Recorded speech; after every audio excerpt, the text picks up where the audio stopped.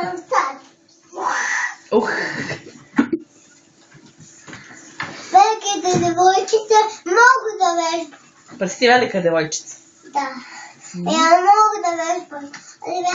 Ali male devojčice ne mogu da vežbam. A ko je mala devojčica?